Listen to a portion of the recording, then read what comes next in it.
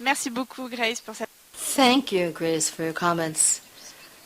What's incredible is that we see that there are people who have had their liberty restricted and have been attacked. We see them fighting with great fervor, with great enthusiasm. And we'd like to thank you all for fighting and would encourage you to continue and to spread this enthusiasm. I'd like to read you something from a Chinese paper which, to justify a weight of repression,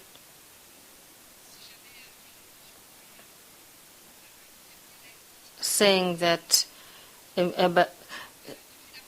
since the end of the year, of last year, certain countries in the Middle East and other countries have had a number of upheavals. And we all are aware that happiness is stability and chaos is disaster. We should be aware of the fact that there will always be some people who will complain about problems that exist and to incite people to disorder. End of quote. Now, in your countries, have there been official declarations like this in the press, asking you not to react and not to listen to the revolutionaries in your countries?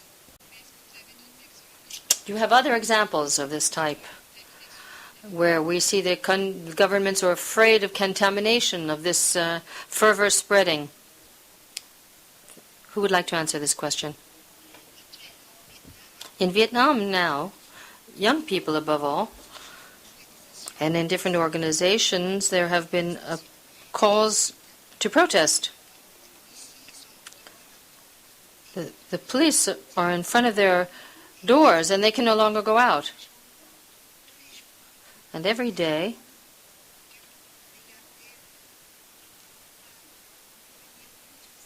they're trying to prevent them from going to demonstrations or protests. In the case of Venezuela, in the last 12 years, 150,000 people have been murdered.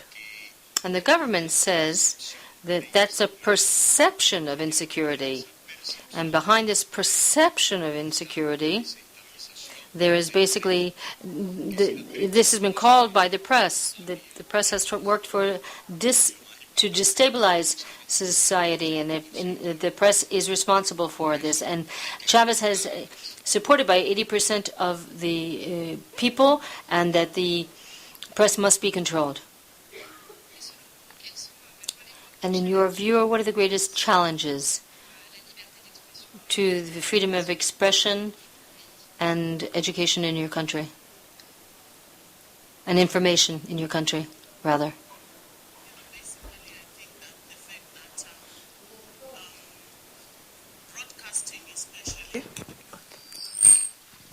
Broadcasting especially, we still have a government monopoly, and the issue of hate speech is still going on. So you find that right now there's a concerted effort to demonize leaders of the civic and political opposition. You have senior members of the ruling ZANU-PF party. I was trying to find the quotation here right now of one of the former ambassador for South Africa, who is in the top hierarchy of ZANU-PF, actually saying something to the effect that we will kill them. It's the kind of language that you have by senior government officials who do so with impunity. Then you have the state-controlled papers. Of course, they, on a daily basis, are dedicated to publishing hate speech, hate articles that are meant to demonize the opposition. Nguyen, vous voulez rajouter quelque chose? I'd like to add anything. Now in Vietnam we're trying to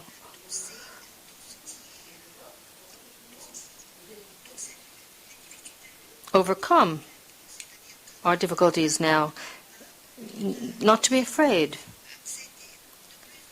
and to use internet as much as possible, And we're calling upon our people to use internet to disseminate information, news about our struggle, and not to throw in the towel when we're faced with all this repression. Thank you. We'd like to use the last few minutes to see if you have any questions in the hall. I don't know if you've written questions on pieces of paper, if you've given these papers to the staff. Are there any questions?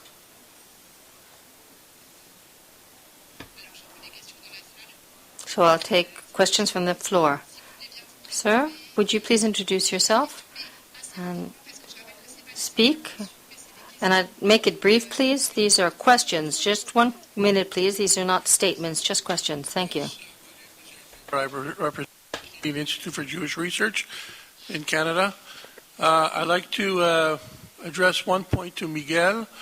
As you know, in just about 1 block from Miami Airport, there's a satellite internet store that sells about 1,000 dishes every month to Venezuelan, either expatriates or citizens, for internet access. So using proxy servers in Venezuela, there's a large community still able to access non-government blocked firewalls through Venezuela. And to Grace, my question here is to you. Do you think that we can see a Shona-inspired, I don't want to use the word revolution, but certainly a Shona-inspired uprising of the people, similar to what we've seen in the Middle East, based on Twitter and Google, given the fact that today with proxy servers, there is internet access available for all citizens, provided they can get access to these servers. What are the chances? And I address the same question to Miguel as well. Thank you. Bueno, cuando cerraron en 2007.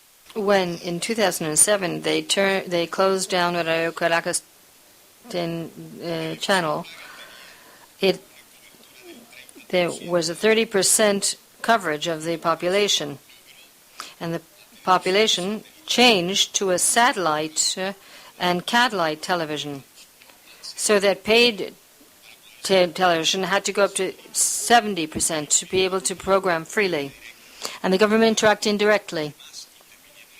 And they intervened in private property, because this is private property, to pull out a potential enemy.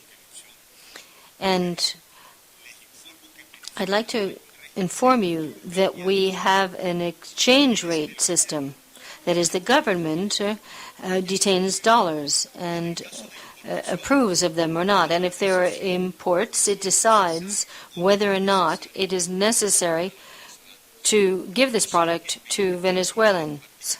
And I know in small quantities certain products have been brought in, but I'm sure that when control has greater control of internet and media, of social networks, these will no longer be imported massively,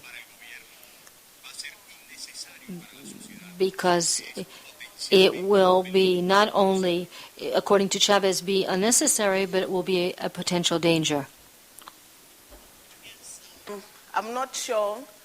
There are many dynamics at play right now. And one of the key ones is that you find that there's a lot of internet access in Zimbabwe, and there's a lot of activity. You go to chat rooms, you go to Facebook, you go to Twitter, you find that Zimbabweans are really engaged in terms of what is happening politically in the country. You feel the anger, you feel the anxiety. But I think what is missing now is some kind of rallying call in terms of the issue that galvanizes, that consolidates that anger into something that can produce something. Zimbabwe, is made up not just of Shonas, but we are different ethnic groups. And if there's anything that the MDC has managed to do over the years, it's to get everybody, regardless of their ethnic grouping, to be mobilized around different issues. So what is happening right now, I think there's an indirect mobilization of the people by the state itself, because it's mobilizing the people. The more that they are persecuting, the more the anger is rising, the more you go on Facebook and on Twitter. I think that they are really creating, once again, a solid foundation against themselves of a people. What are the issues that are going to unite Zimbabweans? Perhaps the issue of violence, because Zimbabweans by their nature are not a violent people. They don't like violence. They don't like violence in communities, in the rural areas or in the cities. And then still on Facebook, we've had one arrest a week ago, I think, of somebody who posted a very polite, he was responding to a post by somebody on Facebook. But anyway, he was arrested, and I think he's being charged with one of these dubious charges that the state is using against activists. So again, the post-Egyptian moment means also the dictatorship knows the avenues that worked then. So you might not have, you are not going to replicate perhaps Egypt in Zimbabwe, because the enemy is aware of what happened in Tunisia, what the methods that the people used for mobilization and so on. But it seems contradictory, but on the other hand, really, you feel that the state is organizing the people against itself.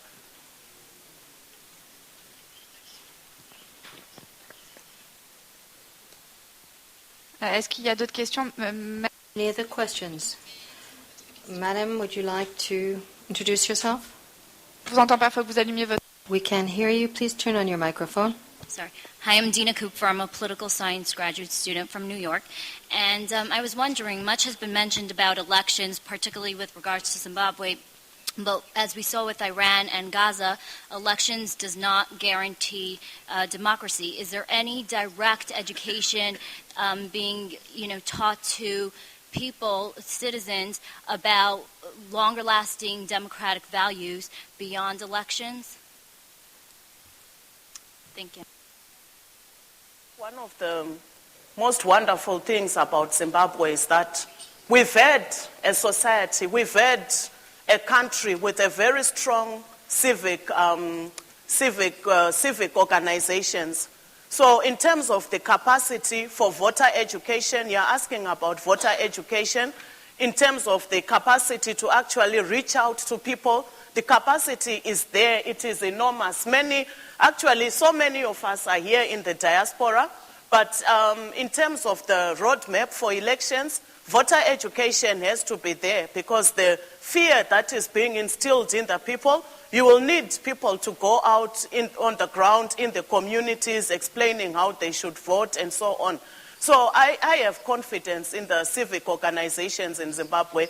We are a country that is coming from somewhere, and that is what makes you sad, because we are not coming from being a collapsed state. We've been, I think, one of the richest progressive countries on the African continent, the best health and education systems.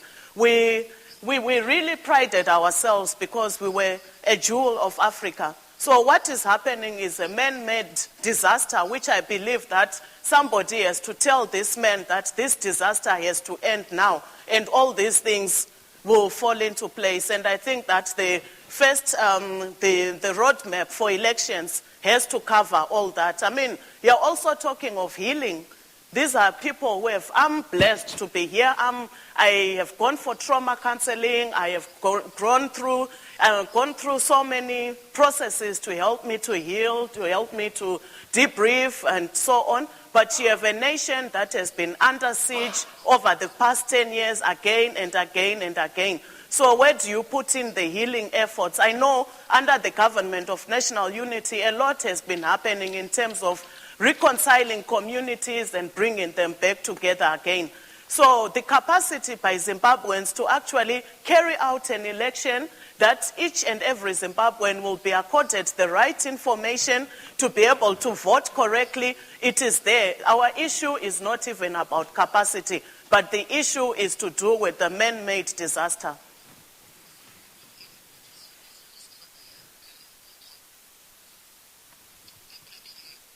Je vous remercie. On va prendre la dernière. Thank you. The last question now.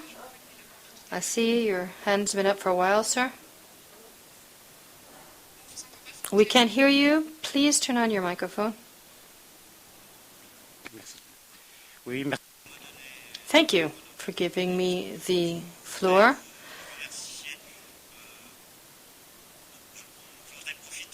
I'd like to take advantage of this moment to thank Mr. Rodriguez and Madame Kwinjeh and Madame Tan for her presentation. I would also like to briefly comment on an important point in my eyes, that is prisoners who are accused of rebellion who are still imprisoned or camps, have worked camps in Vietnam. I'd like to talk to you about Mr. Nguyen Thanh and his family. And Mr. Nguyen Thanh is a Democrat who was judged as on the 30th of March 2007 for political activities that were peaceful. He was accused of disseminating propaganda against the state, this infamous law, 88, and sentenced to 5 years of prison. His children were aggressed brutally, but the government has not stopped there. They're harassing their children as well. And in the 22nd appeal in March, the father of Nguyen Thanh said his 2 daughters work in the accounting department of a company, and the obligatories have forced them to leave. And as the police has been throwing stones on their windows and have aggressed them in the street, in their home, and now they have put them on the ground and undressed them. So you see that young women are how women are being treated in Vietnam. This is a dictatorial regime. They undressed the other daughters of Mr. Nguyen Thanh 4 times, and this is Mr. Nguyen Thanh's situation as well as that of his daughters. Also, the pro-racist party in Vietnam is a subject I'd like to bring up.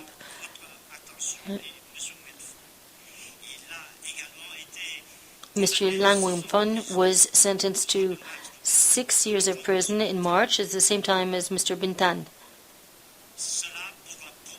because he was accused of propaganda against the state. But the communist power imprisoned him, actually, to gag him, so that he wouldn't ask for greater freedom in Vietnam, and because he denounced anti-constitutional measures in Vietnam against the law of the country. Thank you for this additional information. We would like to remind you that you can ask the panelists any questions that you may have, and I would like to thank you all the speakers and all those who have raised questions for the quality of their comments. Thank you.